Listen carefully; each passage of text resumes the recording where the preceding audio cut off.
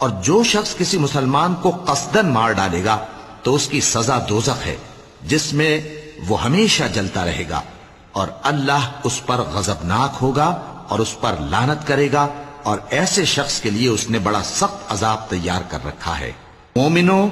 جب تم اللہ کی راہ میں باہر نکلا کرو تو تحقیق سے کام لیا کرو، اور جو شخص تم کو سلام کرے اس سے یہ نہ کہو کہ تم مومن نہیں ہو،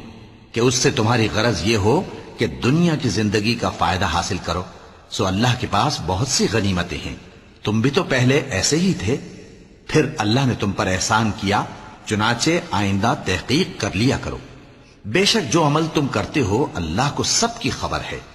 جو مسلمان گھروں میں بیٹھ رہتے اور لڑنے سے جی چراتے ہیں اور کوئی عذر نہیں رکھتے، وہ اور جو اللہ کی راہ میں اپنے مال اور جان سے جہاد کرنے والے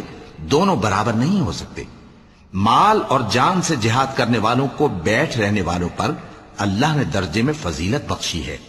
اور بہترین انجام کا وعدہ اللہ نے سب سے کیا ہے، اور اجر عظیم کے لحاظ سے اللہ نے جہاد کرنے والوں کو بیٹھ رہنے والوں پر کہیں فضیلت بخشی ہے۔